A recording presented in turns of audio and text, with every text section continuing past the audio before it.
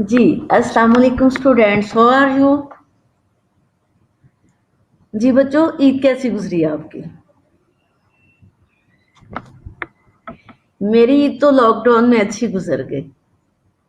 घर में रह कहीं नहीं गए हम लोग, लेकिन खूब एंजॉय किया, खाया पकाया और घर में ही इंटरटेन किया अपने आप को पूरी फैमिली के साथ।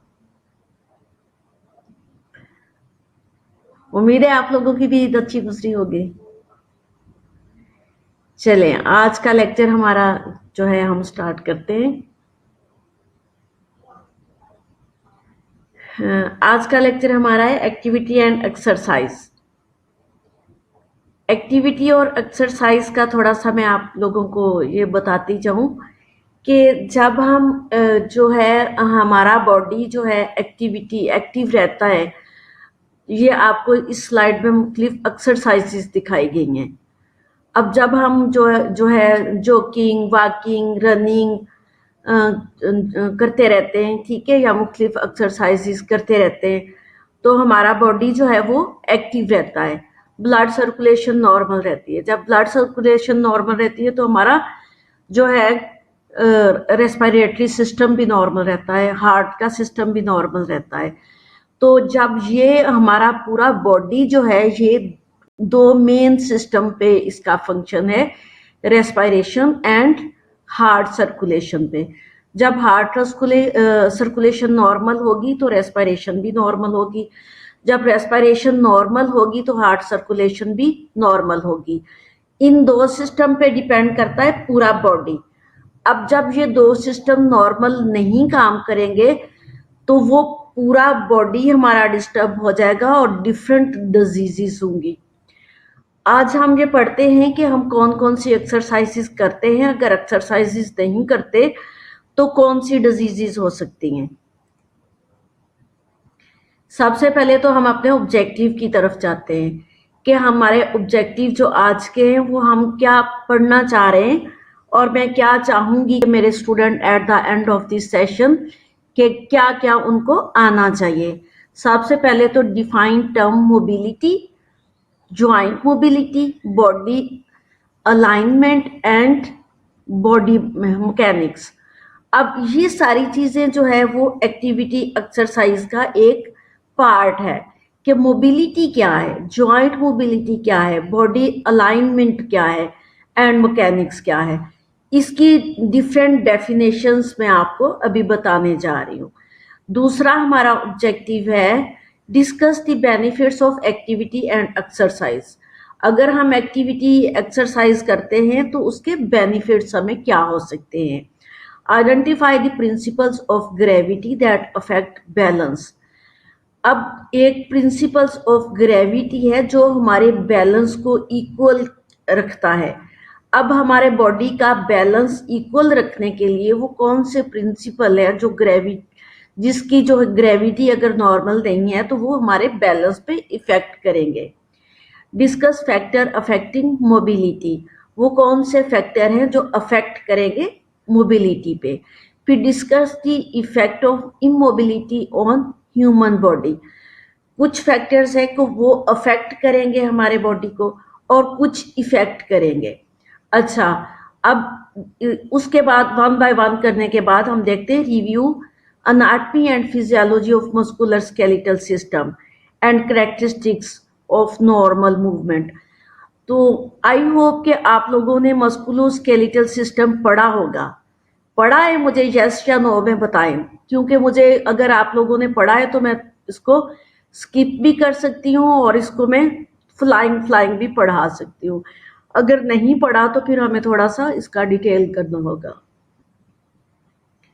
लेकिन मस्कुलोस्केलेटल सिस्टम जितना मैंने इसके according to fundamental of nursing या जो है आपके इस टॉपिक के रिलेटेड पढ़ाना है उतना आप लोगों ने एफएससी में भी पढ़ा हुआ है। कोई लेंथी और कोई मुश्किल नहीं होगा। Describe the impact of immobility on physiological and psychological functioning. अगर हम मोबिलिटी जो है इमोबिलिटी मोबाइल नहीं करते, एक्सरसाइजेस नहीं करते, हम अपने आप को एक्टिव नहीं रखते तो उसका इम्पैक्ट जो है वो क्या पड़ेगा हमारी फिजियोलॉजिकल और साइकोलॉजिकल जो है रोजमर्रा की जिंदगी पे।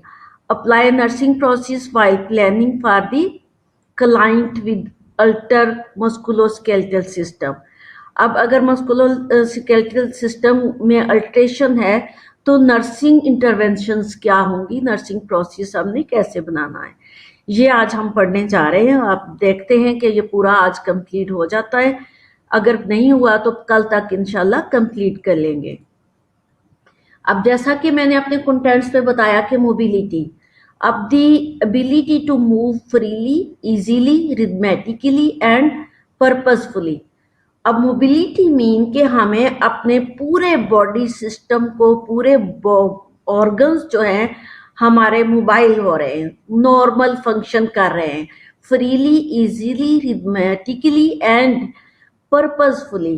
कि क्योंकि हमें बैठे बिठाए तो ऐसे ही नहीं ना घूमना, हरकतें कोई करनी, हमें तो कोई पर्पसफुली मोबिलिटी करनी, या तो कोई जैसे कोई जॉब कर रहा है, ठीक है, जॉब करनी, या रनिंग कर रहे हो, या साइकिलिंग कर रहे हो, या स्विमिंग कर रहे हो, पर्पसफुली जो आप कर रहे हो उसमें आपके पूरे बॉडी जो है, पूरा बॉडी, पूरे बॉडी के ऑर्गन्स जो हैं, बॉडी पार्ट्स जो हैं, उनको फ्रीली मूव करना without any hurdle, that is called mobility. The ability to move between different level in society and employment. ये चीज मैंने आपको पहले ही क्लियर कर दी है कि सोसाइटी में मुख्तलिफ काम करना, डिफरेंट, जैसे उन्होंने कहा कि एम्प्लॉयमेंट, कोई भी जॉब करना अकॉर्डिंग टू देयर जो है जॉब डिस्क्रिप्शन जो भी उनकी बनती है। जैसे आप लेक्चर ले रहे हो इस वक्त और मैं लेक्चर दे रही हूँ, एग्जाम्पल है, आप लेक्चर ले रहे हो तो आपके पूरा बॉडी जो है वो फंक्शनिंग में है, आपके हाथ, आपके पाँव, आपकी टांगे, आपका ब्रेन, पूरा जो है बॉडी पार्ट इस वक्त फंक्शनिंग में है, ठीक है। और मैं आपको लेक्चर, ये मैं एग्जाम्पल दे रही हूँ ना, कि जिस तरह इन्होंने कहा कि जो different level in the society इस वक्त जो हम परफॉर्म करते हैं उसकी मैं एग्जाम्पल दे रही हूँ कि हमारा पूरा बॉडी पार्ट इस वक्त फंक्शनिंग में है। कि मैं गाड़ी ड्राइव करके आई हूँ और मैंने अपना लैपटॉप खोला है और मैं आप एक्टिवली मैंने इसको ऑन किया, इट मीन्स कि मेरा मोबिलिटी सिस्टम जो है फ्रीली, इजीली जो है मैं परफॉर्म कर रही हूँ। और यू विल बी जो है also performing that body parts and body organs. तो इट मीन कि आप और मैं इस वक्त फिट है, हमारी मोबिलिटी नॉर्मल है। इसी तरह से कोई भी हम काम करने जा रहे हैं तो दैट मीन्स कि हमारे पूरे बॉडी पार्ट्स जो है नॉर्मल फंक्शनिंग में है, दैट इज कॉल्ड मोबिलिटी। अब ज्वाइंट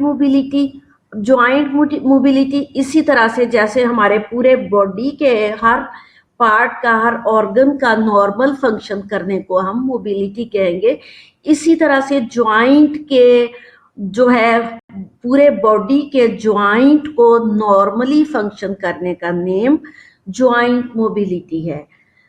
अब हम देखते हैं कि यहाँ पे क्या लिखा हुआ है। Joint mobility is defined as the degree to which an articulation where two bones meet is allowed to move before being restricted by surrounding tissues, ligaments, tendon, muscles, etc. अब जो है जो भी हमारे बॉडी ज्वाइंट्स होते हैं, जहां भी ज्वाइंट होता है, ज्वाइंट क्या है, जहां पे टू बोन्स आपस में ज्वाइन कर रही होती हैं, ठीक है, अब उसको ज्वाइन करते हैं, ज्वाइंट बोलते हैं। अब जहां पे टू बोन्स आपस में ज्वाइन कर रही हैं तो अकेली बोन्स तो वहां ज्वाइन नहीं कर रही होती, बोन्स को ज्वाइन कराने में जो है सबसे पहले कार्टिलेज, पैड ऑफ कार्टिलेज और बोन के साथ साथ लिगामेंट्स, टेंडेंस चल रही हैं। बोन्स के ज्वाइंट्स को जो है कार्टिलेज पैड के साथ साथ नीचे जो है वो टेंडेंस एंड लिगामेंट्स चल रहे होते हैं, ठीक है।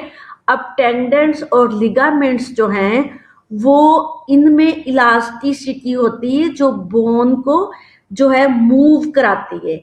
बोन को मूव कराने के लिए जो है लिगामेंट्स, और टेंडेंस मस्ट साथ में मौजूद होते हैं, इनमें इलास्टिसिटी होती है। फिर उसके बाद जो है मसल्स इसके साथ अटैच होते हैं, मसल्स का एक लेयर जो है वो इसके ऊपर जो है इनके साथ, पहले बोन्स है, टू बोन्स के साथ कार्टिलेज है, और कार्टिलेज पैड के दरमियान में जो है वो फिल्ट्रेशन होती है वाटर फ्लूइड की, ठीक है। जो वो कार्टिलेज पैड जो है बोन की फ्रिक्शन को बचाने के लिए वो फ्लूइड और कार्टिलेज होता है, और इसकी मूवमेंट के लिए उसके साथ ही लिगामेंट्स एंड टेंडेंस, जहां भी बोन का जॉइंट होगा लिगामेंट्स एंड टेंडेंस वहां होंगे उसकी इलास्टिसिटी के लिए, उसके जॉइंट की मूवमेंट के लिए। फिर मसल्स तो मस्ट होंगे, अगर मसल्स नहीं होंगे तो उन चीजों को कवर तो नहीं होगा, मसल्स होंगे तो ब्लड वेसल्स जितनी भी है मसल्स के अंदर से उनको ब्लड सप्लाई करेगी। अब ये सारा जो सिस्टम है जॉइंट में मोबिलिटी, इनमें से अगर कोई लिगामेंट, कोई टेंडन, कोई ब्लड वेसल्स, कोई मसल्स वीकेंड हो जाए तो जॉइंट मोबिलिटी नहीं होगी।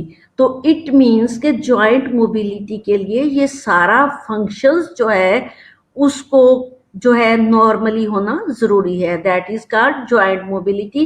कि हम कोई भी काम कर रहे हैं, जैसे स्विमिंग कर रहे हैं, साइकिलिंग कर रहे हैं, घर के काम कर रहे हैं, बच्चियां हैं, आप लोगों की शामत आई होगी, माएँ बर्तन भी वॉश करवा रही होंगी, जब बर्तन वॉश करती हैं आप, खाने पकाती हैं आप, तो उसमें जॉइंट मोबिलिटी की बहुत जरूरत होती है।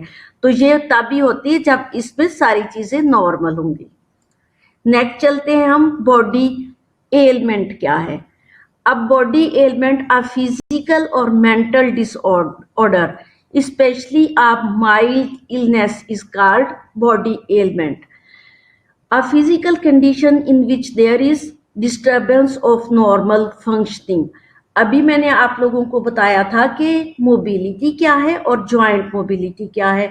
जब मोबिलिटी और joint mobility and joint mobility में कोई डिसफंक्शनिंग या डिस्टर्बेंस होगी तो दैट मीन बॉडी एलिमेंट।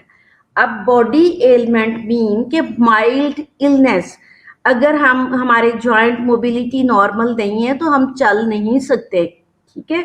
अगर हमारे जो है एंकल जॉइंट कह लें कि फॉर एग्जांपल एंकल जॉइंट जो है उसकी मोबिलिटी, कोई लिगामेंट, कोई जो है टेंडन, कोई मसल्स वीकेंट हो गई है तो हम जो है चल नहीं सकते, दैट मीन्स के माइल्ड इलनेस हो गई है, बट वो थोड़े टाइम में जो प्रॉब्लम है सॉल्व हो जाएगा और ठीक हो जाएगा।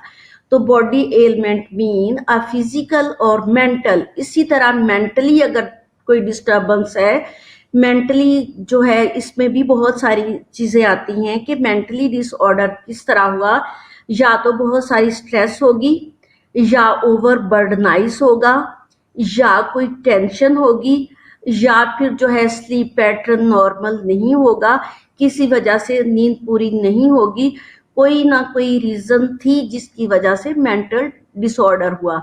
इसी तरह मैंने जो है मोबिलिटी की बात की कही है कि फिजिकली जो है और मेंटली किसी भी डिस्टर्बेंस की वजह से जो इलनेस होगी, दैट मीन कि जो है body element. A physical condition which is there is disturbance of normal functioning. तो जब ये हम नॉर्मली नहीं होंगे मेंटली या फिजिकली, तो हम फिजिकली नॉर्मली जो है अपनी फंक्शनिंग नहीं कर पाएंगे। इसी तरह से बॉडी मैकेनिक्स, जितनी मैं आपको डेफिनेशंस बता रही हूँ, ये आपके जो है करिकुलम के अकॉर्डिंगली, इसके अकॉर्डिंगली आपका पेपर आता है। इस डेफिनेशंस में से आपको डेफिनेशंस भी लिखनी के लिए आ सकती हैं, इसमें कोई ना कोई एमसीक्यूज भी आ सकता है। तो इसलिए आपको डिफरेंशिएट करना आना चाहिए, जो भी आपको चीजें बताई जा रही हैं, जो भी आपको डेफिनेशंस बताई जा रही हैं। Body mechanics refer to the way we move during daily activities. Proper body mechanics can help you avoid injury and muscles fatigue. अब बॉडी जो है मैकेनिक्स मीन कि हम जो नॉर्मल फंक्शनिंग कर रहे हैं without any injury, without any friction और विदाउट एनी फटीग।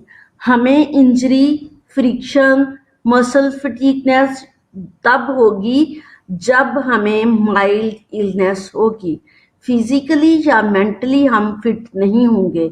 तो यहाँ बॉडी मैकेनिक्स मीन कि हम फिजिकली मेंटली जो है हमें कोई एलमेंट नहीं है, हम नॉर्मल है।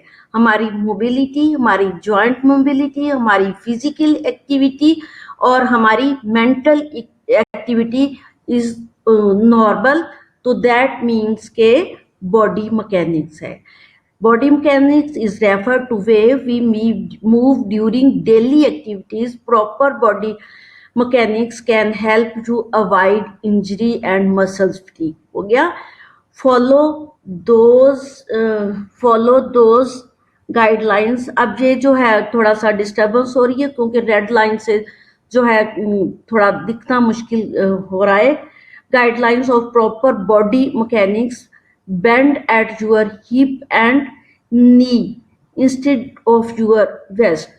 अब जो है बॉडी मैकेनिक्स में जो हम प्रॉपर फंक्शनिंग कर रहे हैं विदाउट जो है ailment, without injury, without fatigue, इसमें जो है प्रॉपर मैकेनिक्स बॉडी जो है बताया हुआ है कि जो ज्यादा मूव करती है, बेंड होती है, ये हिप है and knee instead of your waist. अब जो है वेस्ट की निस्बत हिप और नीज जो है ये ज्यादा बेंड होती है जब भी हम कोई काम करते हैं। तो बॉडी मैकेनिक्स मीन्स हमारा पूरा बॉडी जो नॉर्मल हम फंक्शनिंग कर रहे हैं तो उसमें कोई हमें एलमेंट, इंजरी, मसल्स फटीग या हमें जो है हिप बेंडिंग या नी जो है बेंडिंग में कोई प्रॉब्लम नहीं हो रहा है या हमें किसी जॉइंट मोबिलिटी में प्रॉब्लम नहीं हो रहा, that mean body mechanics is normal. Next है range of motion. The range of motion joint is the maximum movement that is possible for the joint. Range of motion mean कि आप जो है maximum जो है मूवमेंट, जैसे मैंने बताया था जॉइंट मूवमेंट और मोबिलिटी, आप मैक्सिमम जो है इन चीजों को मूव कर रहे हो तो that mean range of motion. अब रेंज ऑफ मोशन में आप कोई चीज जैसे घुमा रहे हो, कोई चीज चला रहे हो, जैसे रनिंग कर रहे हो, साइकिलिंग कर रहे हो, जॉगिंग कर रहे हो, वॉकिंग कर रहे हो, कोई भी एक्सरसाइज कर रहे हो, कोई ड्यूटी कर रहे हो, आपकी जॉब इस तरह की है कि आप उसमें जो है maximum movement of possible joints की आपकी मोबिलिटी हो रही हो, दैट मीन्स के रेंज ऑफ मोशन। तो इससे आगे है movement involve in range of motion.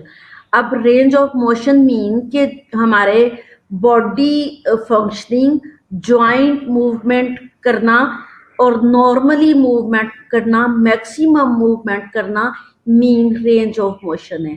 अब रेंज ऑफ मोशन की कुछ जो है एग्जाम्पल इसमें बताई गई हैं कि कौन सी जो है मूवमेंट होगी और एक्शन कौन सा होगा।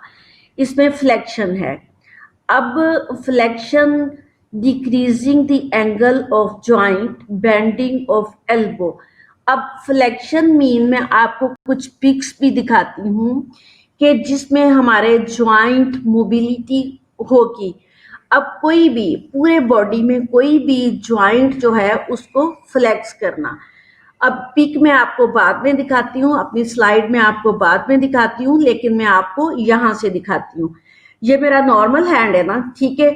अब इसकी फ्लेक्शन हुई, ठीक है। अब इसको नीचे किया तो फ्लेक्शन हुई, इट मीन्स कि मेरा जॉइंट नॉर्मल है। अब अगर मैं अपनी जो है नेक को फ्लेक्स या फेस को करना चाहूं तो मेरा नॉर्मल फेस है, इसको मैं नीचे कर रही हूं तो फ्लेक्शन है। इट मीन्स के जो एंगल मेरा जॉइंट है वो नॉर्मल बेंड हो रहा है। यहाँ तो एल्बो की एग्जांपल आपको इसमें दी हुई है, बट सिर्फ हमें एल्बो जॉइंट को थोड़ी फ्लेक्स करना है, हमने तो पूरे बॉडी के हर जॉइंट को फ्लेक्शन करना है। जिसमें मैंने जो मैं आपको दिखा सकती थी अपनी पिक में, वो मैंने दो चीजें आपको दिखा दी कि ये देखो मेरा जो है ये फ्लेक्शन जो है मेरे हैंड की, यहाँ से मैंने फ्लेक्स किया, ठीक है, फ्लेक्शन हुई, इट मीन्स के नॉर्मल फ्लेक्शन हो रही है। अब उन्होंने एल्बो जॉइंट की कही, अगर एल्बो जॉइंट की कहो तो एल्बो जॉइंट को मैं फ्लेक्स कर रही हूँ। इसी तरह मैं अपनी नेक अपने फेस को फ्लेक्स कर रही हूँ। इसी तरह extension, flexion, extension, hyperextension. अब extension mean increasing the ankle of joint. अब जो मेरा नॉर्मल है, देखो यहां था मेरा ये जॉइंट, तो इसको मैंने फ्लेक्स कर दी, ठीक है, फ्लेक्शन हो गई। अब ये नॉर्मली है और ये इसकी एक्सटेंशन हो गई, ठीक है, एक्सटेंशन।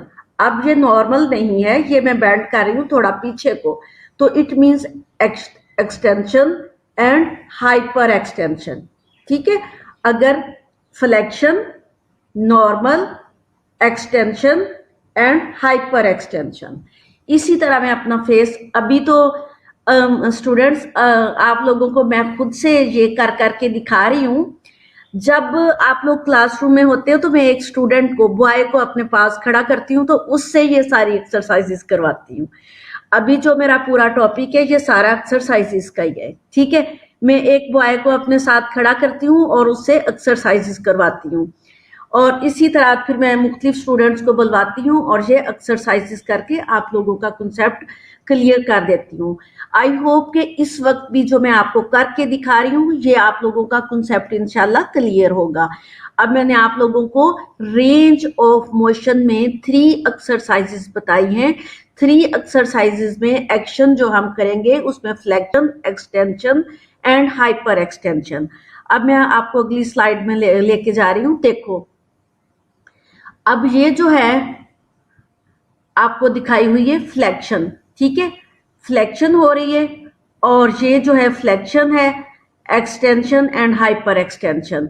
नेक्स्ट स्लाइड में भी होगा ये, नहीं, एक्सटेंशन, हाँ, ये आपको फ्लेक्शन, हाँ, हाइपर एक्सटेंशन, ठीक है।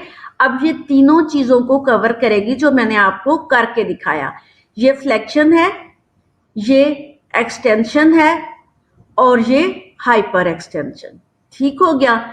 अब एक्सटेंशन जो है एक्सटेंड होना, और ये तो नॉर्मली है ना, एक एक्सटेंड होना इस तरह से होके, एक्सटेंशन एंड हाइपर एक्सटेंशन, ये तीनों चीजें आपको दिखा दी हैं, और मैंने भी इसको जो है ये प्रोसीजर करके आपको दिखा दिया। मैंने एल्बो का प्रोसीजर करके दिखाया, मैंने रिस्ट जॉइंट का करके दिखाया, मैंने अपने फेस और नेक का प्रोसीजर आपको इसी वक्त करके दिखा दिया, ठीक है।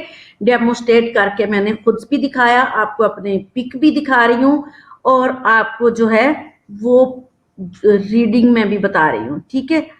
नेक्स्ट जो है प्रीवियस जी। अब हमारा जो रेंज ऑफ मोशन में flexion, extension and hyper extension ये हो गया। अब अबडक्शन एंड अडक्शन दो चीजें हैं, abduction and adduction, movement away from the mid line of the body. अब मिड लाइन ऑफ बॉडी जो है उससे अवे जो मूव होगी दैट मीन अबडक्शन, एंड जो inward the mid line that is adduction. अब इसकी पिक में अबडक्शन और अडक्शन की दिखाने जा रही हूं आप लोगों को। सॉरी मैं उधर चली गई, नेक्स्ट जाना था।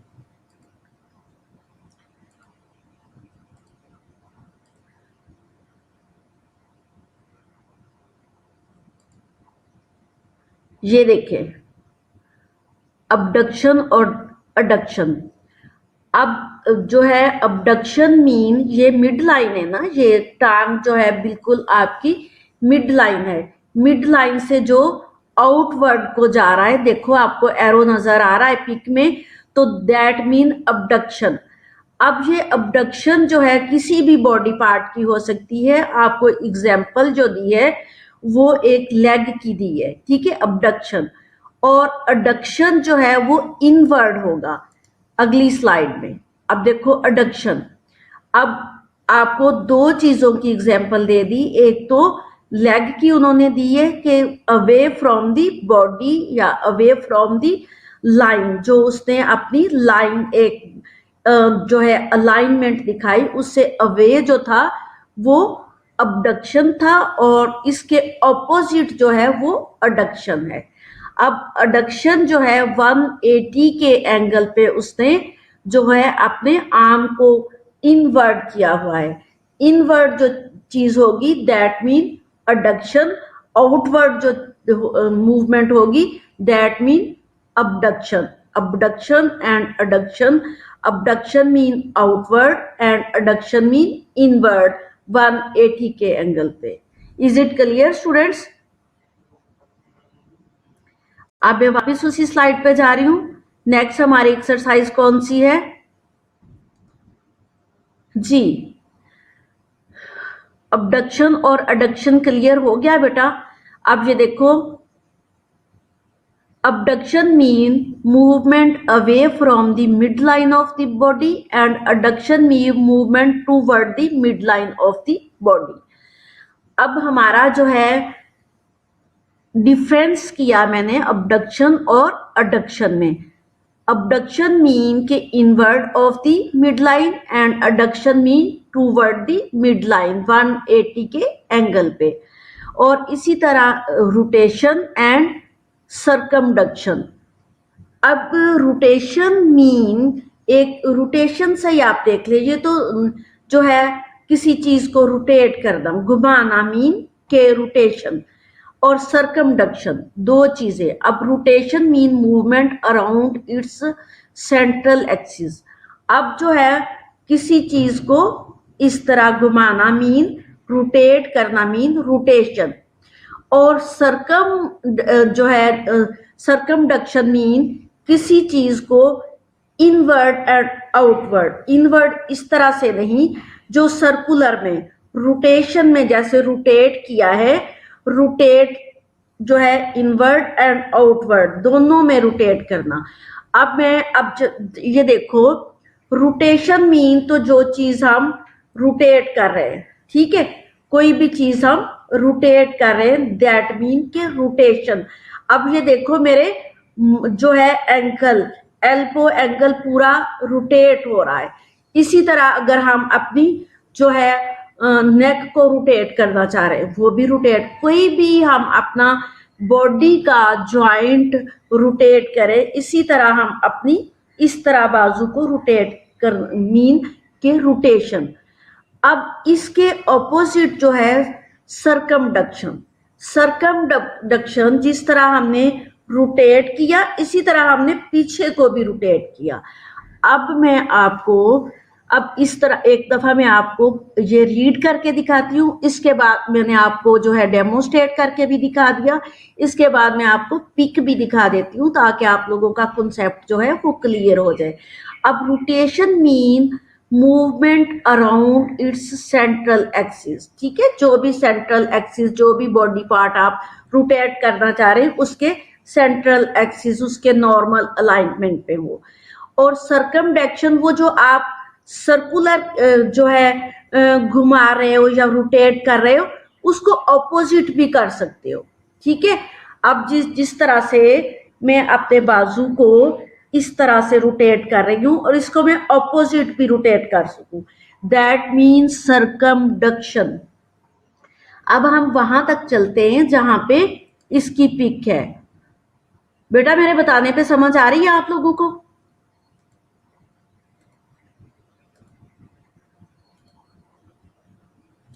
जी। अब ये देखो रोटेशन। अब रोटेशन में मीन कि आप कोई भी बॉडी पार्ट, आप किसी भी पार्ट लेटरल रोटेशन अगर आप बाहर को रोटेट कर रहे हो एंड मीडियल रोटेशन अगर आप अंदर को रोटेट कर रहे हो। रोटेशन मीन कोई चीज हमने रोटेट करनी, ठीक। और नेक्स्ट जो है सरकमडक्शन। अब सरकमडक्शन में देखो एरो जो है वो ऑपोजिट जा रहा है, ठीक है। अब एरो जो है हम उधर को भी जो है रोटेट कर सकते हैं, उधर को भी कर सकते हैं। मेरी बात की समझ आई है बच्चों आपको? सर्कुलर में आप इस तरह करते हो और इसको आप वापस भी इस तरह कर सकते हो रोटेट, ठीक है। That means circumduction.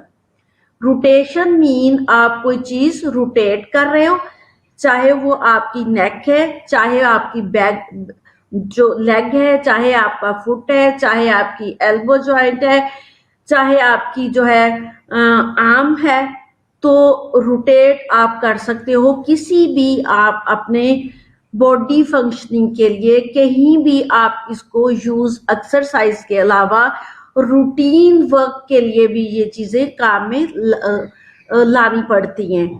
तो हमारी कोई जो है जॉब ऐसी हो सकती है जिसपे हमें कोई चीज इस तरह से करके लेना पड़ती है, इसी तरह से हमें सरकमडक्शन भी करना पड़ेगी। और ये सारी एक्सरसाइजेज अगर हम नहीं करते तो हमें बॉडी एलिमेंट हो सकता है, क्योंकि हमारे ये मसल्स, ये हमारे जॉइंट जो है वो नॉर्मली फंक्शन नहीं करेंगे अगर हम रूटीन में इनको फंक्शन नहीं कराएंगे।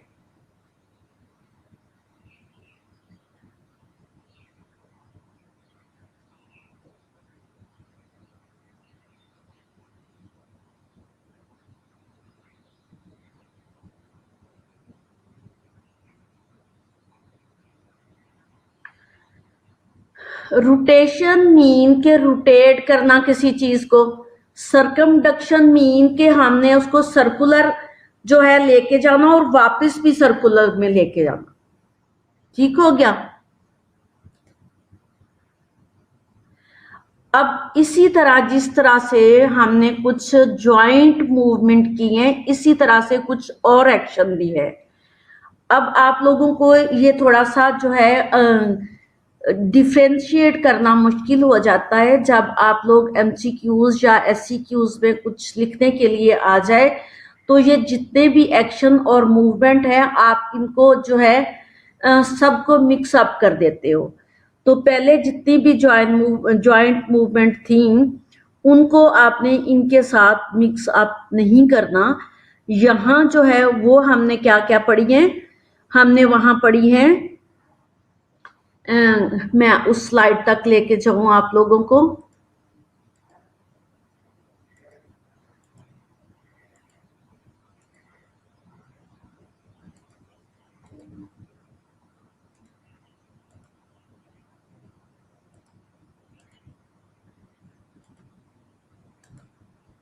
जी, movement involve in range of motion में जितनी मूवमेंट थी आप लोगों ने इनको याद रखना, और जो मैं अभी मूवमेंट पढ़ाने जा रही हूँ उनको इनके साथ मिक्स नहीं करना। आप लोगों ने एक जो है मीनिंग याद रखने, जब आप मीनिंग याद रखेंगे तो आप लोगों को इसकी समझ आ जाएगी कि जैसे मैंने flexion, extension and hyper extension में डिफरेंस बताया, इसी तरह मैंने अबडक्शन और अडक्शन में डिफरेंस बताया, इसी तरह से रोटेशन एंड सरकमडक्शन में मैंने बताया। अब आप लोगों के मैसेजेस मुझे आ रहे हैं कि रोटेशन और सरकमडक्शन में आप लोगों को डिफरेंस पता नहीं चल रहा। रोटेशन मीन के एक चीज को रोटेट करना, एक चीज को घुमाना, ठीक है, रोटेट करना।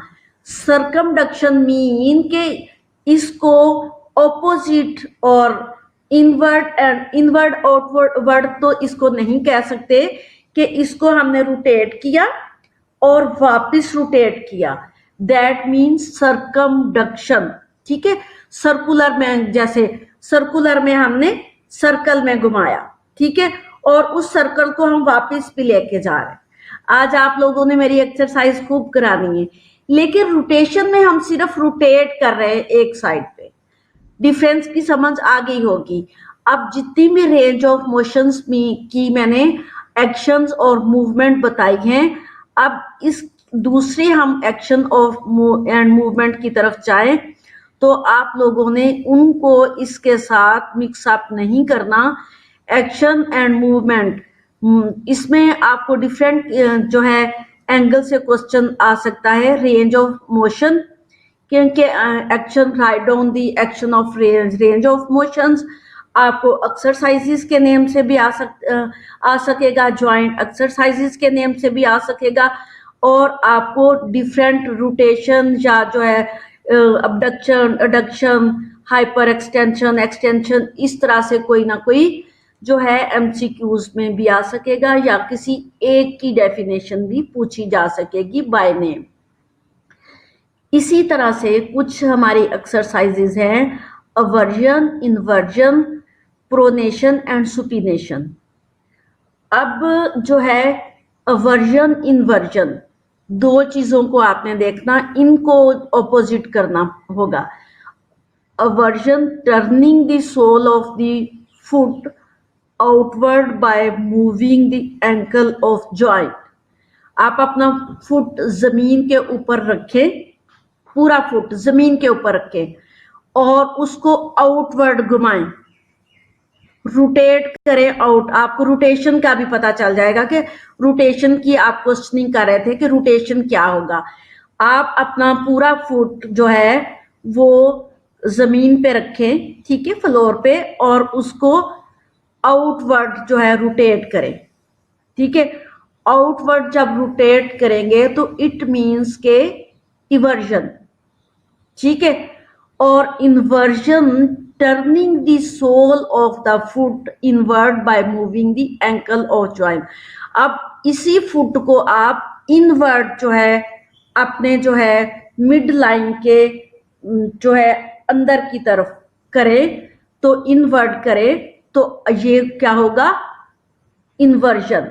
Inversion mean inside the body, ठीक है, and eversion mean outside the body, away of the body, ठीक है। अब मेरी समझ आ रही है आपको कि इवर्जन और इन्वर्जन मीन कि आप जो है अपना फुट सीधा, आप जैसे आप खड़े हैं या बैठे हैं, सीधा आप फर्श पे रख लें और इसको आउटवर्ड रोटेट कर दें अपने फुट को। बैठे बैठे कर लें, आप चेयर पे बैठे होंगे आप, ठीक है, किया तो दैट मीन ये एंकल जॉइंट की मूवमेंट है और इसको आपने फुट को आउटवर्ड रोटेट कर दिया, दैट मीन इवर्जन। और इसी फुट को नॉर्मल एंकल पे लाके इनवर्ड जो है जो बॉडी की तरफ करें, ठीक है, अपनी लेग्स के इन बिटवीन कर लें, दैट मीन इन्वर्जन, ठीक है। हाँ ठीक है, यस मैम के जो है पिक भी दिखा रही हूँ आपको। मुझे पिक दिखाने से पहले मैं आप लोगों का कॉन्सेप्ट क्लियर कर देती हूँ ताकि आपको पिक नजर आते ही समझ में आ जाए। आई होप के यस मैम के काफी सारे मैसेजेस मुझे नजर आ रहे हैं, आप लोगों को समझ आई होगी। इवर्जन मीन के sole of the foot outward जो है जॉइंट एंकल से मूव करना, and inversion mean inside the body, ठीक है। अब मैं आपको लेके चल रही हूं पिक की तरफ। अब देखो इवर्जन एंड इन्वर्जन समझ में आ रही है। ये आपको टू जो है फीट जो थंब नजर आ रहे हैं एक दूसरे के साथ, फीट के थंब, इट मीन के इन्वर्जन है, और दोनों जो है फीट आपके वो नॉर्मल एंगल से बाहर है, दैट मीन इवर्जन, ठीक है। इन्वर्जन एंड इवर्जन नॉर्मल है, ठीक है, ये नॉर्मल है। फॉर एग्जाम्पल आप बेशक की हैंड है, आपको एग्जाम्पल उन्होंने जो है फुट की दी हुई है, बट किसी भी चीज को आपने एक चीज पे कांस्टेंट नहीं हो जाना कि हाँ जी ये फुट का बताया था तो ये फुट ही है। अब एक चीज की तो उन्होंने एग्जाम्पल देनी थी ना। अब ये मेरे नॉर्मल हैंड है, अब ये जो है वर्जन, ठीक है, एंड इन्वर्जन, इन्वर्जन अंदर की तरफ। इसी तरह जो है मेरे नॉर्मल एंगल से अंदर की तरफ चले गए इवर्जन। अब जिस तरह आप जो है फुट को देख रहे हैं ना, दोनों फीट देख रहे हैं, तो ये आपको इवर्जन और एंड जो आउटवर्ड है that mean aversion, and inversion mean in से याद रखना इनसाइड, ठीक है। जो इनसाइड पे है दैट मीन जो है इन्वर्जन। समझ आइए बच्चों आपको? ओके, अब हमारे दो मूवमेंट भी कंप्लीट हो गई। सारे कह रहे थे कि जी ऑनलाइन पढ़ाना मुश्किल है, ऑनलाइन पढ़ाना मुश्किल नहीं है। अगर स्टूडेंट आगे समझने वाले अच्छे स्टूडेंट आप जैसे हों तो कोई मुश्किल नहीं होता। तो ये मुख्तलिफ एंगल से हम जो है बेशक हाथों से या फेस जितना हम आपको दिख रहे हैं उतना तो हम आप लोगों को जो है वो अच्छे से एक्सप्लेन कर सकते हैं, बता सकते हैं। आगे आप भी इंटेलिजेंट स्टूडेंट हो ना तो अच्छी तरह से समझ रहे हो। बट मैं आप लोगों को ये कहूंगी बेटा लॉकडाउन पता नहीं कब तक है, आप लोगों ने अपने आप को अपडेट रखना है, ठीक है। ये ना हो कि लॉकडाउन खुले और पीछे टाइम कम बचे हमारे पास तो मैं फिर सिर्फ रिवीजन करा पाऊंगी आप लोगों को, दोबारा ये लेक्चर होने नहीं है, ठीक है। लेक्चर में आप लोगों को जो है जिस तरह मैंने क्लास में प्रेजेंट करने थे सेम एज इट इज मैं आप लोगों को अभी भी प्रेजेंट कर रही हूँ ये लेक्चर। और आई होप कि आप लोगों को बहुत अच्छे से समझ आ रही है। मैंने आप लोगों को बहुत दफा कहा कि बेटा अगर आप लोगों को समझ नहीं आती तो मैं आप लोगों के साथ ग्रुप में ऐड हूँ, आप ग्रुप में पूछ सकते हो, आप इंडिविजुअली मुझे मैसेज करके पूछ सकते हैं, आप मुझे कॉल करके पूछ सकते हैं। हाँ, मुझे एक चीज याद आई बच्चों, आप लोगों की 50 की क्लास है, 50 में से किसी सिंगल वन में ने भी मुझे ईद मुबारक का मैसेज नहीं किया। सो सॉरी, सो सैड बच्चों, मुझे बड़ा अफसोस हुआ।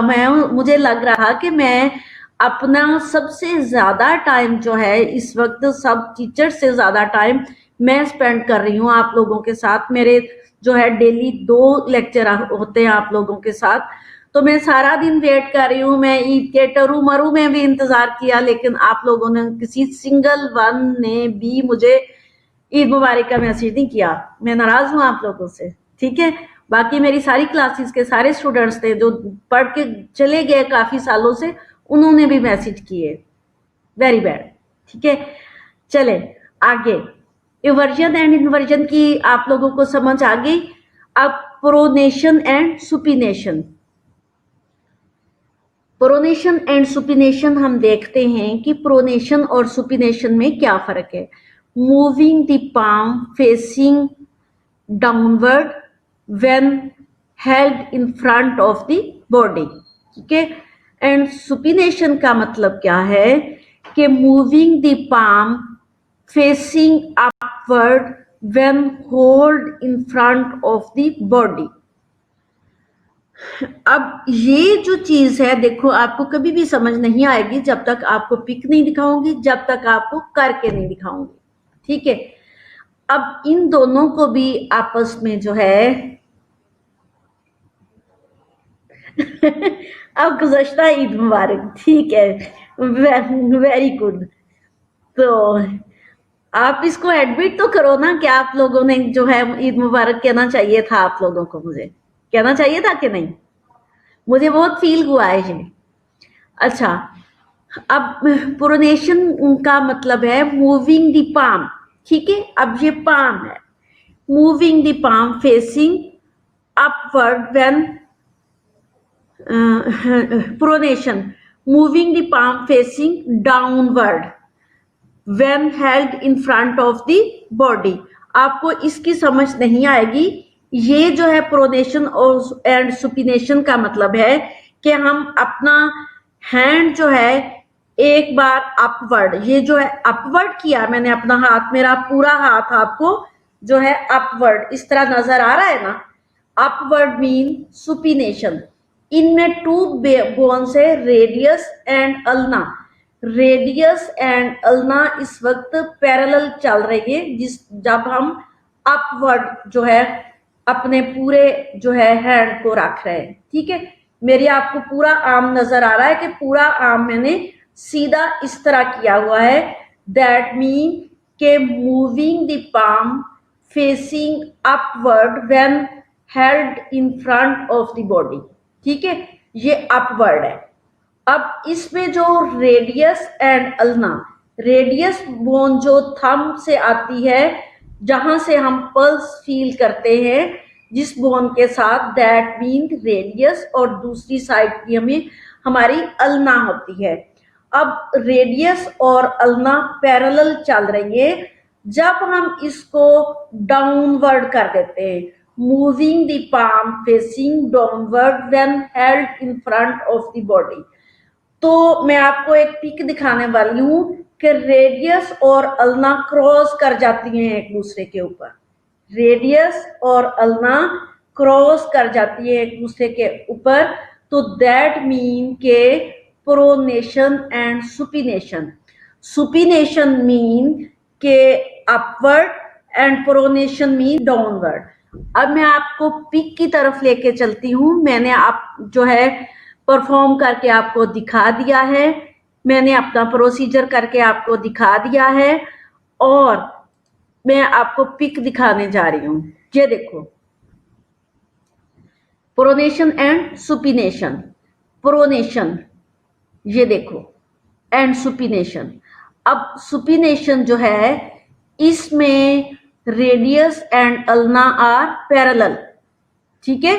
सुपिनेशन में क्या है, रेडियस एंड अल्ना जो है पैरेलल है, और प्रोनेशन में जो है रेडियस एंड अल्ना जो है ओवर जो है अल्ना, रेडियस जो है रोटेट की हुई है ओवर दी अल्ना। अब देखो, अल्नर बोन जो है वो स्मॉल होती है, जो स्मॉल आपको दिख रही है वो अल्नर है, जो बिग बोन है दैट मीन कि वो रेडियस है। अब रेडियस जो है उसने क्रॉस किया हुआ है अल्ना के ऊपर, दैट मीन प्रोनेशन। अब प्रोनेशन और सुपिनेशन की समझ आई बेटे? Thank you Nimra, so sorry कह रहे हो, ठीक है। मुझे अब ये बताओ कि आपको प्रोनेशन एंड सुपिनेशन की समझ आ गई है बच्चों? सुपिनेशन जो है ये आपके सामने, सुपिनेशन रेडियस एंड अल्ना जो पैरेलल चल रही है, दैट मीन सुपिनेशन। आपका जो हैंड है ये जो है ऊपर की तरफ है, सामने, ठीक है। और अगर इसको डाउनवर्ड कर दें तो दैट मीन प्रोनेशन है। जब डाउनवर्ड करना है तो आपके जो है अल्नर बोन के ऊपर रेडियस आ जाएगी। ये देखो क्रॉस किया हुआ है, ठीक है। अल्नर बोन को क्रॉस कर गया रेडियस में, दैट मीन के प्रोनेशन। बेटा समझ आ गई? हाँ, राफिया को भी समझ आ गई, लुबैना को भी समझ आ गई, हिरा को भी समझ आ गई है, ठीक है। हाँ, इट्स ओके। हमारा टाइम भी होने वाला है, आपको ब्रेक भी होने वाली है। अब मैं देखती हूँ आगे क्या है। जी, मैं आपको एक्सरसाइजेस ही आज जो हमारा जो आज का टॉपिक है वो है ही एक्टिविटी एंड एक्सरसाइजेस है। तो एक्टिविटी, जी निम्रा, ओके, आपको समझ आ रही है, थैंक यू। मैं पूरी कोशिश कर रही हूँ कि आप लोगों को बहुत अच्छे से समझ आए। मैं खुद भी परफॉर्म करके दिखा रही हूँ आप लोगों को, और मैं आप साथ साथ पिक भी दिखा रही हूँ, साथ साथ में मैं एक्सप्लेन भी कर रही हूँ। आई होप कि आप लोगों को समझ आ रही होगी, क्योंकि ये इतना मुश्किल नहीं है। मुश्किल में ये मुश्किल भी बहुत है जब तक सही आप लोगों को जो है एक्सप्लेन नहीं किया जाएगा, सही आपको परफॉर्म करके नहीं दिखाया जाएगा, डेमोस्ट्रेट करके नहीं दिखाया जाएगा, पिक नहीं दिखाई जाएगी, तो तब तक आपके कॉन्सेप्ट क्लियर नहीं होंगे। तो आपके कॉन्सेप्ट क्लियर करने के लिए जो है मैं मुख्तलिफ एंगल से कोशिश कर रही हूँ कि आपको समझ आ जाएगी। ये क्या अक्सा नज़ीर क्या कह रही है, आज का लेक्चर बहुत इंटरेस्टिंग है, ठीक है, थैंक यू। अब इसी तरह मिले जुले ही लेक्चर होते हैं, कुछ तो बहुत इंटरेस्टिंग होते हैं। अभी तो ये अगर मैं आप लोगों को लाइव करा रही होती ना, तो फिर कोई स्टूडेंट मैं साथ पे एक दो स्टूडेंट रखती हूँ, उनसे मैं ये चीजें जो मैं खुद परफॉर्म करके दिखा रही हूँ, मैं उनसे परफॉर्म करा रही होती हूँ। मैं अपने साथ एक बॉय एक गर्ल एक दोनों साइड पे खड़े करती हूँ, और मैं खुद करती हूँ, और साथ में उनको करवा रही होती हूँ। पूरी क्लास इंजॉय कर रही होती है, और मुख्तलिफ स्टूडेंट्स को मैं वन बाय वन बुलाती जाती हूँ, ठीक है। हाँ, तो हाँ, अभी आप लोगों के सामने मैडम अकेली ही लगी हुई हैं, ठीक है। वापस आओगे तो आप लोगों से करवाऊंगी, ठीक हो गया। आगे एक्सरसाइजेस हैं। जी, एक्सरसाइजेस कुछ और भी हैं। पहले हमारी थी जॉइंट एक्सरसाइजेस, ठीक है, और उनके एक्शन थे कि किस तरह से हमने उनके मूवमेंट और एक्शन क्या है उनके। अब कुछ एक्सरसाइजेस हैं। अब एक्सरसाइजेस क्या है? A type of physical activity defined as a plan structure and repetitive bodily movement done to improve our maintain one or more component of physical fitness। अपनी फिजिकल फिटनेस को मेंटेन रखने के लिए repetitively या repeatedly जो हम movement करते हैं, एक्सरसाइजेस या एक्टिविटीज करते हैं, दैट मीन एक्सरसाइज। ये एक्सरसाइज क्यों करते हैं? हम अपने जो है वन और मोर कंपोनेंट और फिजिकल बॉडी पार्ट को फिट रखने के लिए करते हैं। हमें अपने आप को फिट करने के लिए वो वाली एक्सरसाइजेस करनी होंगी जिससे हमारा पूरा बॉडी पार्ट जो है वो फिट रहे। जब हम ये एक्सरसाइजेस नहीं करते तो हमारी ब्लड सर्कुलेशन नॉर्मल नहीं होती। जब ब्लड सर्कुलेशन नॉर्मल नहीं होती तो हमारा जो है सर्कुलेटरी सिस्टम के साथ साथ रेस्पिरेटरी सिस्टम डिस्टर्ब हो जाता है। तो डिस्टर्ब जैसे ही ये दोनों सिस्टम डिस्टर्ब हो जाते हैं तो मुख्तलिफ डिजीजेज आती हैं। अभी तो आपको ये इंटरेस्टिंग लग रहा है, तो आगे डिजीजेस भी बताई हुई हैं कि अगर हम एक्सरसाइजेस नहीं करते तो कौन सी डिजीजेस हो सकती हैं, फिर उन डिजीजेस की नेक्स्ट एक्सरसाइजेस और उनकी आगे पोजीशनिंग क्या करेंगे, वो सारी चीजें इसमें, और नर्सिंग इंटरवेंशन क्या होगी, वो सारी चीजें होंगी। अब एक्सरसाइज की डेफिनेशन यही है कि a type of physical activity defined as a planned structure and repetitive bodily movement done to improve and maintain one or more component of physical fitness। अब यहाँ जो एक बात आ रही है, वन और मोर कंपोनेंट ऑफ फिजिकल फिटनेस। अब अगर हमने फोकस करना, अगर हमें कहीं लगे कि हमारा वन कंपोनेंट जो है वो फिट नहीं है तो हमने उस पार्ट की एक्सरसाइज को जो है वो ज्यादा कर देना है। अगर नॉर्मली हमें पूरे फिजिकल फिटनेस की जरूरत है पूरे बॉडी में, तो हमें पूरे बॉडी की एक्सरसाइज करना होगी। ठीक है, अभी आपका ब्रेक का टाइम हो गया, 10 बज के 10:20 पे आप वापिस आ जाओ। ठीक है बच्चों, 10:20 तक आप जो है वो ब्रेक ले लो। मैं इसको जो है बैटरी डाउन होगी वो भी लगा रही हूँ, साथ साथ मैं आपको रिटर्न मैसेज भी कर रही हूँ। एक्सरसाइज से हम नेक्स्ट चलते हैं, तो आप शॉर्ट ब्रेक ले लो तब तक।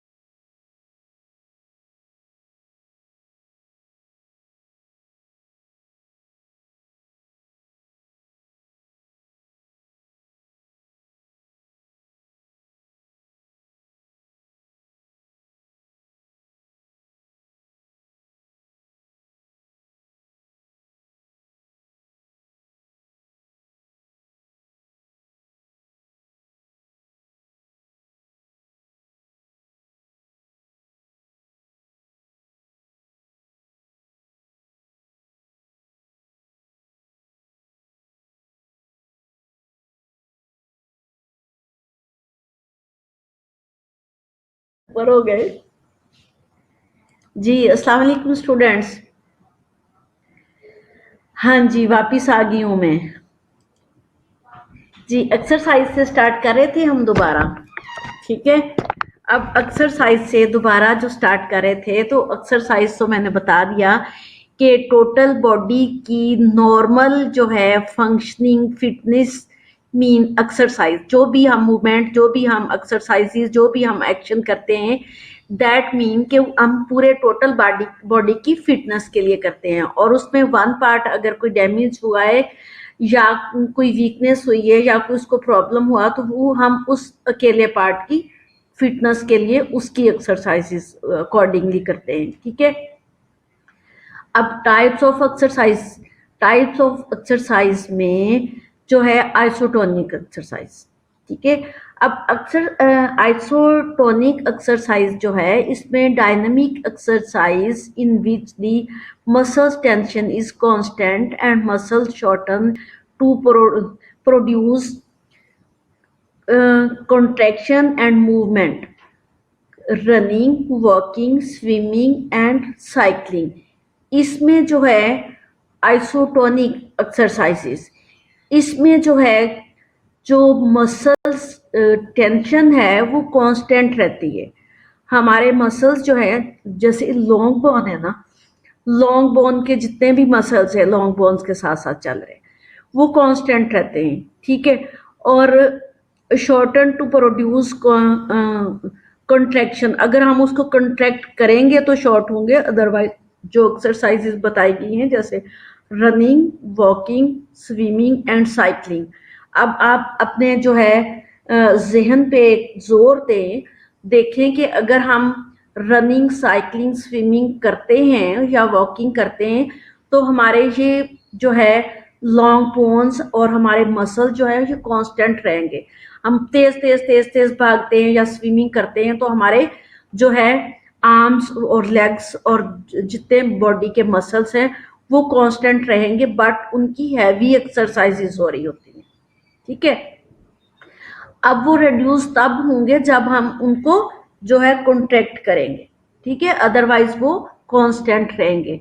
अब आइसोटोनिक एक्सरसाइजेज मीन कि इसमें मसल्स जो है वो कांस्टेंट रहते हैं, ठीक है। और प्रोड्यूस कॉन्स्ट्रक्शन एंड मूवमेंट जो है वो कॉन्ट्रैक्शन एंड मूवमेंट तो होती है, बट मसल्स टेंशन जो है वो कांस्टेंट रहती है, ठीक हो गया। अब जैसे हम वॉकिंग करते हैं या साइकिलिंग करते हैं, तो उसमें जो है मसल्स, जो लॉन्ग मसल्स है हमारे बाजुओं के या हमारे लेग के, वो उनमें मसल्स में टेंशन नहीं आएगी, और जब हम उसको कॉन्स्ट्रेंट करेंगे तो वो रिड्यूस होंगे, ठीक है। जैसे साइकिल का पैडल इस तरह दोबारा घुमाएं रोटेट करते वक्त, तो उसमें जो है रिडक्शन होगी, बट जो उसकी लेग है उसमें कोई टेंशन नहीं होगी, वो कंटिन्यूसली उसी तरह मूव करेगी, ठीक है।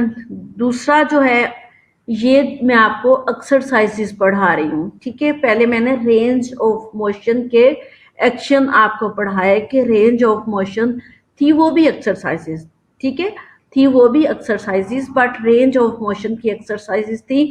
अगर आपको टाइप्स ऑफ एक्सरसाइज आ जाए तो आप टाइप ऑफ एक्सरसाइजेस में जो मैं आपको अभी पढ़ा रही हूँ ये भी आ जाएगा, अगर तो आपको वो भी लिखनी पड़ेंगी। अब आपने देखना ये होगा कि आपका क्वेश्चन जो है वो किस एंगल से आपको आता है। अगर टाइप्स ऑफ एक्सरसाइजेस आती हैं, तो जो मैं पढ़ा रही हूँ ये आपने फर्स्ट लिखनी है पहले, और इसके बाद जो मैंने पढ़ाई है वो भी टाइप्स ऑफ एक्सरसाइजेस ही हैं, वो भी लिख देनी है। अगर आपको जो है exercises of range of motion की आए, तो आपने वो वाली जो मैंने रेंज ऑफ मोशन की आपको पढ़ाई है वो आपने लिखनी है। अगर आपको बाय नेम आए कि ये जो है एक्सरसाइजेस, जैसे आइसोटोनिक, आइसोमेट्रिक और काइनेटिक एक्सरसाइजेस जो भी मैं पढ़ाने जा रही हूँ, बाय नेम आए, तो आपने फिर वो बाय नेम वाली ही लिखनी, फिर सारी नहीं लिखनी, और उसको देख लेना कि मार्क्स कितने हैं उसके अकॉर्डिंगली। अभी मैंने आपको आइसोटोनिक एक्सरसाइज बताई। आइसोटोनिक एक्सरसाइज जो है इसमें running, walking, swimming and cycling है। इसमें जो है मसल्स टेंशन जो है वो कांस्टेंट रहती है and muscles shorten to produce construction and movement. जब हम मूवमेंट या कंस्ट्रक्शन करते हैं तो मसल जो है शॉर्ट जो है कंट्रैक्शन हो जाएगी और शॉर्टन होंगे। जैसे मैंने बताया कि साइकिल का पैडल जो है इस तरह घुमाएंगे तो वो शॉर्टन जो है मसल्स होंगे, बट उनमें कॉन्स्टेंटली जो है टेंशन नहीं होगी।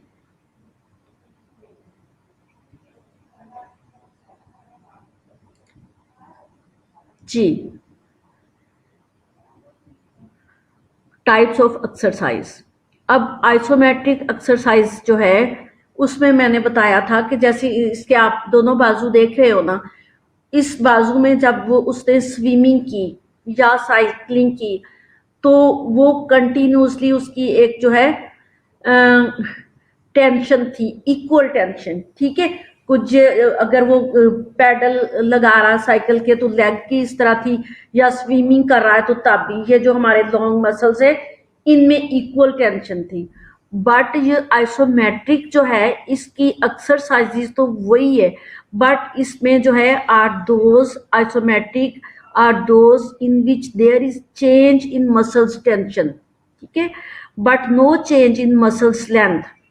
उसमें मसल्स लेंथ की शॉर्टनिंग हुई थी जब हमने उसको मूव या बेंड किया था। जैसे पैडलिंग की थी तो मसल शॉर्टनिंग हुए थे, ठीक है, जब हमने इस तरह से किया तो मसल शॉर्टनिंग हुए और टेंशन जो है मसल टेंशन वो इक्वल रही।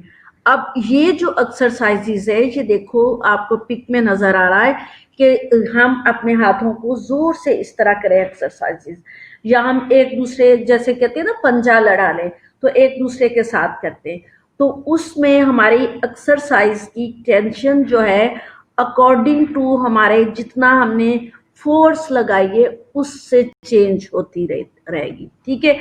या ये देखो पिलो है, ये कुछ एक्सरसाइजेस होती हैं जो हम जो है लॉन्ग बोन्स को जो है ज्यादा स्ट्रेंथन करने के लिए करते हैं। अब ये जो है एक्सरसाइज जिस तरह उसने अपने हैंड्स को फोर्स दी हुई है या इसने जो है एक पिलो सा पकड़ा हुआ है तो कुशन टाइप, तो उसको ये दोनों तरफ से फोर्स लगा रहा है, तो इसमें जो है are those which there is change in muscles tension. जितनी फोर्स लगाएगा कम भी होती जाएगी ना, वो एकदम से उतनी फोर्स लगा के तो नहीं रहेगा। जब ज्यादा लगाएगा तो मसल्स टेंशन ज्यादा होगी, अब जब कम होगा तो मसल्स की टेंशन कम हो जाएगी, चेंज होती रहेगी। But no change in muscles length, muscles के लेंथ में चेंज नहीं होगी क्योंकि इसने कहीं और मूव नहीं करना, इसने पैडलिंग नहीं करनी, इसने स्विमिंग करते हुए जो है बेंड नहीं करना अपनी टांगों को और बाजुओं को, ठीक है। इसने जो है कांस्टेंट रखना है अपने जो है आर्म्स को, इसलिए no change in muscles length. बेटा इज इट क्लियर? इसमें क्या है, tensing, extending and pressing exercises. ऐसे ही टेंस करना, एक्सटेंड करना और जो है आपस में दो लोगों का जो है एक्सटेंशन करवाना, तो जिसको आप पंजाबी में या उर्दू में कह सकते हो पंजा लड़ाना, जोर आजमाई कराना। तो इस टाइप की जो एक्सरसाइजेस है इसमें मसल्स लेंथ जो है वो कम नहीं होगी, बट टेंशन जो है वो चेंज होती रहेगी अकॉर्डिंग टू फोर्स। या हम किसी चीज को प्रेस करेंगे तो प्रेस करने से भी ठीक हो गया। नेक्स्ट है आइसोकाइनेटिक एक्सरसाइजेस। अब isokinetic exercises is involve muscles contraction and joint movement. They can be either isotonic and isometric resistance. अब ये दोनों जो है रेजिस्टेंस इनकी होती है, ये जो है इनमें मसल्स भी इन्वॉल्व होते हैं और ज्वाइंट भी, ठीक है। Muscles involve muscles contraction and joint. अब मसल्स की कंट्रैक्शन भी होगी और ज्वाइंट की कंट्रैक्शन भी होगी। They can be either isotonic and isometric resistance. दोनों की आइसोटोनिक और आइसोमेट्रिक की रेजिस्टेंस होगी। अब इसमें जो रेजिस्टेंस होगी इनमें लिफ्टिंग, पुलिंग, पुशिंग, वेरिएबल जो है वेरिएबल वेइंग या वेट, और resistant as a constant speed. अब इसमें कुछ एक्सरसाइजेज जैसे आप स्कूल में छठी क्लास तक या एट्थ नाइन्थ क्लास तक एक्सरसाइज करते थे ना, जिसको पीटी शो भी कहते हैं, वो भी एक्सरसाइजेज जिसमें सारे जॉइंट की मूवमेंट और सारे मसल्स की मूवमेंट होती है। ठीक है, पीटी शो जिसको बोलते थे आप, जो है स्कूल्स में जो है एट्थ तक नाइन्थ तक ये एक्सरसाइजेज होती है, जिस तरह से ये आपको दिख रही हैं। इसमें पाँव के जॉइंट और लेग को के जॉइंट को, लेग को आगे करना, पीछे करना, हैंड्स को ऊपर करना, नीचे करना, पीछे करना, ऊपर करना, ये मसल्स और जो जॉइंट मूवमेंट करवाते हैं। इसी तरह से अगर ये जो है बड़े लेवल पे एक्सरसाइजेस की जाए या यंगेस्ट जो है जब हो जाते हो तब एक्सरसाइजेस की जाए, तो क्या होता है फिर लिफ्टिंग, पुलिंग, पुशिंग और वेरिएबल वेट उठाते हो ना, ठीक है, and resistance as constant speed, और ये रेजिस्ट करते हैं आपकी स्पीड को, आपके मसल्स को रेजिस्ट करते हैं। जैसे लिफ्टिंग की है या पुलिंग की है। जी, माइक बंद करें अपना, माइक बंद करें, किसने माइक को बंद किया है? जी, आइसोकाइनेटिक एक्सरसाइजेज। अब मैंने आप लोगों को कितनी एक्सरसाइजेज पढ़ाई हैं, ठीक है, isotonic, isometric and isokinetic exercises. आप लोगों को मैं ये कहती हूँ कि मैंने आपको आपका कंसेप्ट क्लियर करने की पूरी कोशिश करती हूँ, आपको पिक दिखाती हूँ, आपको एक्सप्लेनेशन देती हूँ, बट बेटा आप लोगों ने बुक भी एक दफा फॉलो करनी है, बुक को ना भूल जाना। ये कभी भी नहीं कहना कि मैडम रुबीना के नोट्स के अंदर सारा कुछ मौजूद है, पिक भी उसके अंदर मौजूद है, एक्सप्लेनेशन भी है, तो हम बुक को हाथ ना लगाएं। बुक को आपको हाथ लगाना पड़ेगा। मेरा लेक्चर एक दफा आप सुनते हो, फिर जाके इसको एक दफा आप डाउनलोड करके अच्छी तरह से रीड कर लेना, समझ लेना, फिर बुक को आपने रटा लगाने की जरूरत ही नहीं पड़ेगी आपको। लेकिन बुक इसलिए मैं रीड करने का कहती हूँ ताकि आपका कॉन्सेप्ट बहुत क्लियर हो। आपसे एग्जामिनर क्वेश्चन, रिटर्न क्वेश्चन या वाइवा में क्वेश्चन करे तो आपको डेफिनेटली पता हो कि ये चीज यही है और इसी बुक से उठाई गई है। एक फोन कर लूं। Hello, hello.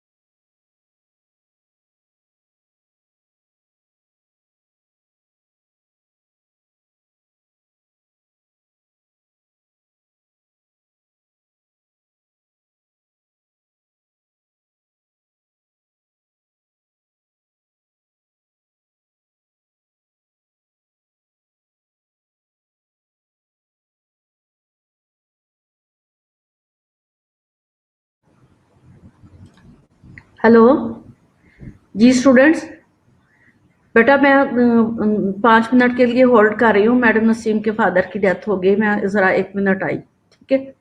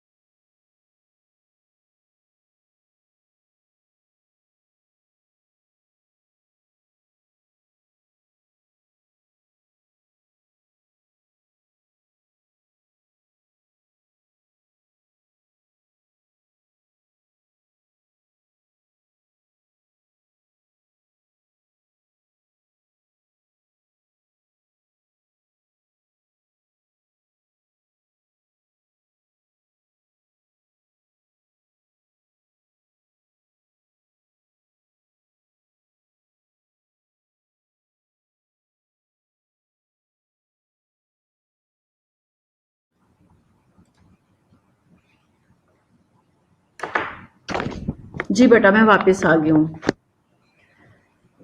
मैडम नसीम के फादर की डेथ हो गई, प्रिंसिपल के फादर की। जी, एक्सरसाइजेस की बात हो रही थी, types of exercises. Types of exercises में मैंने आपको isotonic, isometric and isokinetic exercises पढ़ा दी हैं और साथ साथ आपको एक्सप्लेनेशन दे दी कि ये कौन सी एक्सरसाइजेस होती हैं। इसमें सिर्फ आप लोगों ने ये देखना कि किसमें मसल्स टेंशन होती है और किसमें मसल टेंशन नहीं होती और किसमें जो है मसल्स रेड्यूस होते हैं और किसमें मसल्स रेड्यूस नहीं होते। सिर्फ यही डिफरेंस है इनमें, और कोई डिफरेंस नहीं है। अच्छा, aerobic exercises. Aerobic exercises sometime known as cardio exercises that require pumping of oxygenated blood by the heart to deliver oxygen to working muscles. Aerobic exercises to stimulate the heart rate and breathing rate to increase in a way that can be sustained for the exercise session. अब ये exercise session जो मैं आपको कह रही थी school level पे किया जाता है, ये तकरीबन हर स्कूल गवर्नमेंट का हो या प्राइवेट स्कूलिंग हो तो उसमें ये वाली एक्सरसाइजेस कराई जाती हैं। अब ये एक्सरसाइजेस को कहा गया है कि ये कार्डियो एक्सरसाइजेस भी इनको कहा गया है। कार्डियोवास्कुलर जो है उसकी पंपिंग के लिए जो है नॉर्मल ब्लड सर्कुलेशन के लिए ये एक्सरसाइजेस जो है वो करवाई जाती है। ये ज्यादातर स्कूल लेवल पे करवाई जाती हैं बच्चों को। इसमें जो है require pumping of oxygenated blood by the heart to deliver oxygen to working muscles. अब जब हार्ट नॉर्मली पंप करेगा तो वो पूरे मसल्स को जो है ब्लड नॉर्मली डिलीवर करेगा oxygen to working muscles. Aerobic exercises stimulate the heart rate, breathing rate and increase in a way that can be sustain for the exercise session. इसमें जो है हार्ट रेट और जो है स्टिमुलेशन इसकी इतनी ज्यादा होती है कि इसमें हार्ट रेट भी इंक्रीज हो जाता है। जब हार्ट रेट इंक्रीज हो जाता है तो ब्रीदिंग पैटर्न जो है वो भी इंक्रीज होता है। इंक्रीज मीन जब हम एक्सरसाइज कर रहे होते हैं उस वक्त तो थोड़ा सा इंक्रीज हो जाता है ना, बट नॉर्मली फंक्शन के लिए ये जो है हम एक्सरसाइज इसलिए क्या करते हैं कि हमारा जो है ब्रीदिंग पैटर्न जो है वो नॉर्मल रहे और ब्लड सर्कुलेशन नॉर्मल रहे। जब ब्लड सर्कुलेशन और ब्रीदिंग पैटर्न नॉर्मल होगा तो पूरे बॉडी को जो है ब्लड सर्कुलेट नॉर्मल होगा।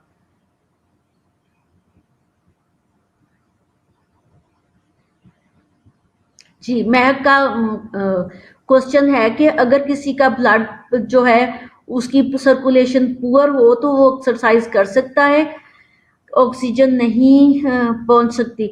अच्छा जी, ये तो नॉर्मल एक्सरसाइजेस हम जब नॉर्मल हेल्दी हैं तो उसके लिए है ना।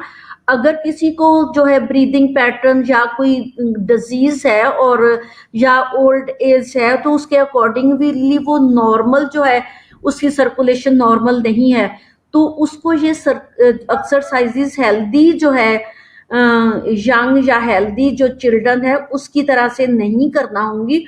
उसको exercises according to doctor prescription करना होंगी कि जितनी उसकी डिजीज है। अब उसने आपका क्वेश्चन ये है महक कि अगर किसी का ब्लड फ्लो पुअर हो तो वो एक्सरसाइज कर सकता है कि नहीं।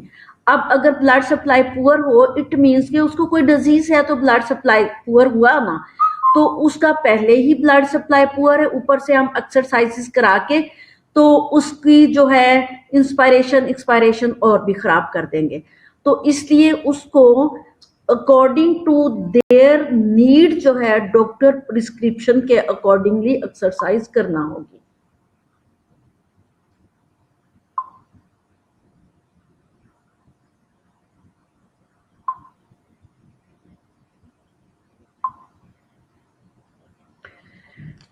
ठीक हो गया बेटा। अब ये हम एरोबिक एक्सरसाइजेस को कार्डियो एक्सरसाइजेस भी कहा जाता है और ये एक्सरसाइजेस एरोबिक एक्सरसाइजेस जो है ब्लड सर्कुलेशन और हार्ट पंपिंग के लिए की जाती हैं। जब हार्ट पंपिंग जो है नॉर्मली होगी तो जो है ब्रीदिंग पैटर्न भी नॉर्मल होगा। जब ये दोनों सिस्टम नॉर्मली चलेंगे तो पूरे बॉडी का सिस्टम, ब्लड सर्कुलेशन जो है पूरे टिश्यूज, पूरे मसल्स और पूरे बॉडी को नॉर्मल जाएगा, तो पूरा सिस्टम नॉर्मल रहेगा।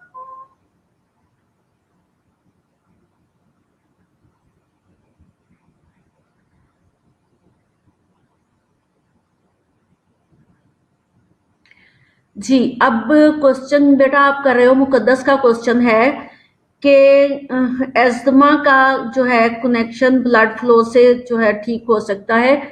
एस्थमा क्यों होता है? Asthma is the constriction of blood, जो ब्लड वेसल, सॉरी कह दिया, रेस्पिरेटरी जो है ट्रैक्ट, रेस्पिरेटरी ट्रैक्ट जो है उनकी कंट्रैक्शन, उनकी पार्शियल कंट्रैक्शन जो है उस जो है उसको हम एस्थमा बोलेंगे।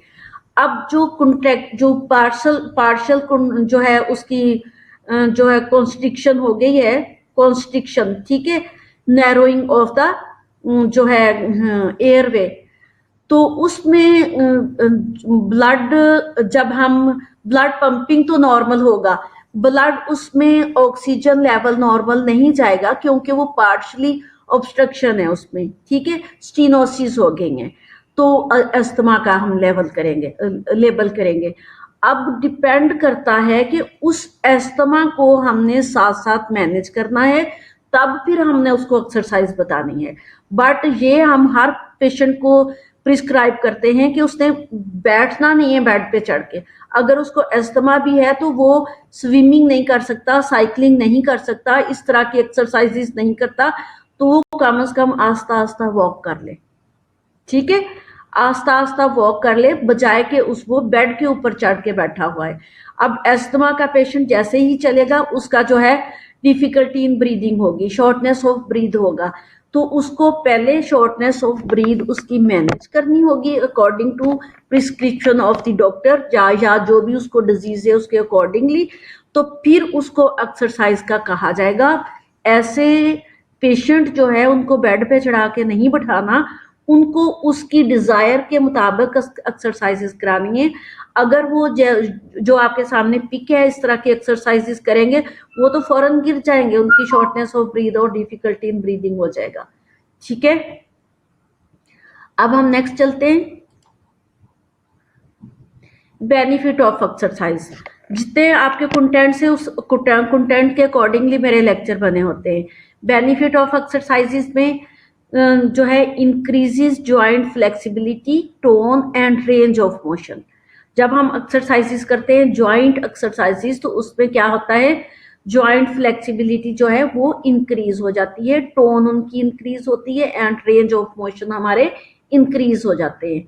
तो हम जैसे मर्जी एक्सरसाइजेस करें, भागें दौड़ें, किसी चीज को मूव करें तो हम इजीली कर सकते हैं, ये हमें एक्सरसाइज के बेनिफिट हैं। Bone density and maintain, bone जो है उनकी डेंसिटी जो है वो मेंटेन रहती है। Increase cardiac output and perfusion, अब कार्डियक परफ्यूजन जो है वो एंड कार्डियक आउटपुट जो है वो नॉर्मल रहती है। अब कार्डियक आउटपुट मीन के कार्डियक जो आउटपुट उसने जो है एकदम से पंप किया और ब्लड जो है आउट हुआ, और ब्लड आउट होके वो perfusion in the blood vessels, पूरी ब्लड वेसल में सर्कुलेट हो गया। ये जो है नॉर्मल ये इंक्रीज होता है जब हम जो है एक्सरसाइजेस करते हैं। फिर क्या है, increase prevent fooling of secretion in the lungs. अब लंग्स की सक्रीशन जो है उनमें prevent fooling of secretion in the lungs, जो लंग्स में एक्स्ट्रा सक्रीशन है उनकी पुलिंग होती रहती है, ठीक है, एक्सरसाइजेस की वजह से। अब जो है improves appetite and facilitate peristalsis movement. अब पेरिस्टालसिस मूव जब हम एक्सरसाइजेस करते हैं, ये चीज मैंने आपको पहले भी अपने प्रीवियस लेक्चर में भी क्लासरूम में भी कई दफा बताया था कि जब जो है एपिटाइट तब इम्प्रूव होती है जब कॉन्स्टिपेशन नहीं होती। जब कॉन्स्टिपेशन हो जाती है तो एपिटाइट नहीं होती। अब कॉन्स्टिपेशन को रिलीज करने के लिए पेरिस्टालसिस मूवमेंट का इंक्रीज करना जरूरी होता है। अब पेरिस्टालसिस मूवमेंट उसी वक्त इंक्रीज होंगी जब हम जो है एक्सरसाइजेस करेंगे, जब हम बॉडी फंक्शनिंग करेंगे, ठीक है। जब हम रूटीन के काम से हट के भी कोई काम करेंगे जिसमें एक्सरसाइजेज, मूवमेंट, वॉकिंग, ठीक है, तो ये जब हम एक्सरसाइजेज नहीं करते तो पेरिस्टालसिस मूवमेंट जो है वो डिक्रीज हो जाती है। जब पेरिस्टालसिस मूवमेंट डिक्रीज हो जाती है तो डेफिनेटली कॉन्स्टिपेशन हो जाती है। जब कॉन्स्टिपेशन होगी तो एपिटाइट नहीं होगी। इन चीजों को इम्प्रूव करने के लिए जो है एक्सरसाइज जरूरी है। हमें बेनिफिट ये एक्सरसाइज का, अगर हम ये करें तो हमें एपिटाइट भी हमारी इंक्रीज होगी, इम्प्रूव होगी, और कॉन्स्टिपेशन भी नहीं होगी, पेरिस्टालसिस मूवमेंट भी नॉर्मल होगी। एलिवेट द मेटाबॉलिक रेट भी एलिवेट होगा, डेफिनेटली है। जब हम एक्सरसाइज करेंगे तो हमारी जो है मेटाबॉलिक रेट जो है वो इंक्रीज होगा। Prevent stasis of यूरन। अब यूरन स्टेसिस जो है, जितना हम स्टेसिस ऑफ यूरन जो है, जब हम जो है एक्सरसाइज करते हैं तो नॉर्मली हम यूरन भी करते हैं, तो यूरन का स्टेसिस जो है, जितनी आउटपुट, जितना हमने इनपुट लिया उसके अकॉर्डिंगली जो है यूरन भी आना चाहिए। वो कैसे आएगा? एक्सरसाइज से। Okay, produce sense of wellbeing. अब produce of sense of wellbeing, जितनी चीजें जब हमारी जो है joint mobility, flexibility, range of motion, tones of the bone, density of the bone, cardiac output और कार्डियक परफ्यूजन, ये सारी चीजें नॉर्मल होंगी, और लंग्स सिक्रीशन जो है वो नहीं होंगी, और एपिटाइट इंप्रूव होगी, पेरिस्टालसिस मूवमेंट नॉर्मल होंगी, और मेटाबॉलिक रेट जो है वो हमारा इंक्रीज होगा, यूरिन स्टेटस नॉर्मल होगी, तो क्या होगा? Produce a sense of wellbeing. तो हम इस सारी चीजों को क्या कहेंगे? वेलबींग होंगे, हम जो है हेल्दी होंगे। अब principles of gravity. Principles of gravity जो है वो क्या है, अभी हम देखते हैं। ग्रेविटी क्या है? सबसे पहले तो हम देखते हैं कि ग्रेविटी क्या है। Gravity is the force that pools your body toward the earth. जो हम अर्थ के ऊपर खड़े हैं, स्ट्रेट खड़े हैं, जो टूवर्ड द अर्थ, तो वो हमारी एक ग्रेविटी है, हमारी फोर्स है, ठीक है। अब principles of gravity affect the body. अब प्रिंसिपल ऑफ जो ग्रेविटी है वो बॉडी को अफेक्ट कैसे करती है, देखते हैं। Gravity is affected by your body mass. For you stand upright you must properly align your bones and muscle to compensate the gravity. Understanding the principles of gravity can help you increase your balance. अब जो gravity means के आप जो है normal जो stand कर रहे हैं जमीन पे, अब नॉर्मल आप जमीन पे खड़े हैं तो डेफिनेटली आपकी बोन्स, आपके मसल जो है कंपनसेट कर रहे हैं उस ग्रेविटी को, और आपकी अलाइनमेंट आपकी बोन्स की नॉर्मली है। Understanding the principle of gravity can help you increase your balance.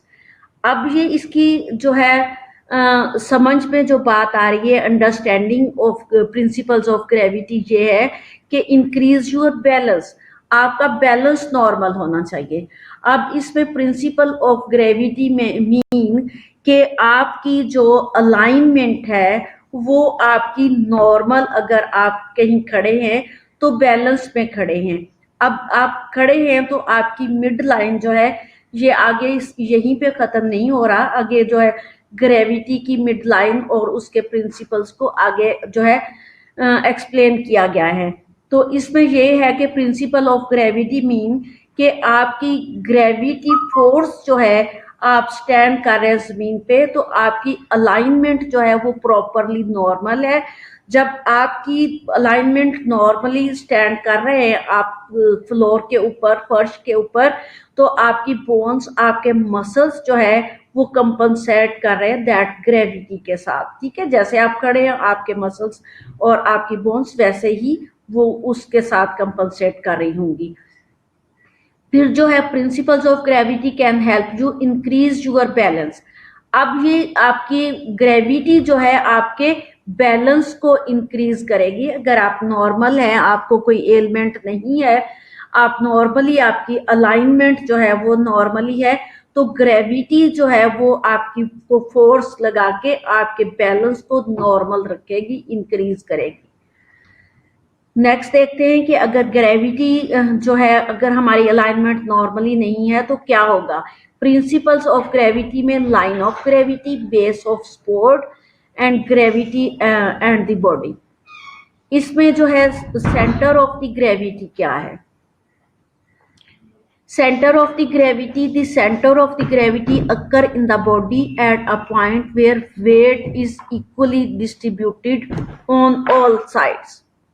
Center of the gravity, जैसे मैंने बताया कि बॉडी अलाइनमेंट, अब ये जो आपके सामने पिक है तो इसमें इसकी अलाइनमेंट जो है वो नॉर्मल वो स्टैंड कर रहा है और उसका बॉडी वेट जो है वो इक्वली डिस्ट्रीब्यूटेड है उसके बॉडी वेट की, ठीक है। अब ये सेंटर ऑफ ग्रेविटी है। Centre of gravity can also be referred to the centre of mass. From this point a body can pivot in any direction and remain balance. अब अगर जो है इसने कहा कि अगर बॉडी किसी डायरेक्शन में जा रही है तो हमें सेंटर ऑफ ग्रेविटी वहां रखना होगा। इसकी एग्जाम्पल मैं एक सेंटेंस पढ़ के तो फिर इसकी एग्जाम्पल बताती हूँ। When standing evenly over your centre of gravity you are in the state of equilibrium. अब इक्विलिब्रियम के लिए अगर आप इक्वली स्टैंड कर रहे हैं, जैसे पिक आपको नजर आ रही है, तो इसमें डिस्ट्रीब्यूशन ऑफ वेट जो है वो नॉर्मली है और आपकी सेंटर ऑफ ग्रेविटी जो है वो सेंटर में है। आपको पॉइंट नजर आ रहे हैं तो वो सेंटर ऑफ ग्रेविटी आपकी पॉइंट में है। अब ये देखो बॉडी का वेट जो है, आप इसकी लेग्स देखिए जो पॉइंट दिए हुए हैं इसके दरमियान में है। अब हिप की जो सेंटर ऑफ ग्रेविटी दिया हुआ है उन्होंने, वो उसके जो है दरमियान में दिया, वो एक साइड पे नहीं है, नीचे से बिल्कुल इक्वल आता जो सेंटर ऑफ ग्रेविटी हिप से है वो दरमियान में है, क्योंकि उन्होंने उसके सेंटर में देना। अगर ये एक साइड पे होता तो इक्वल वेट डिस्ट्रीब्यूशन नहीं होना था।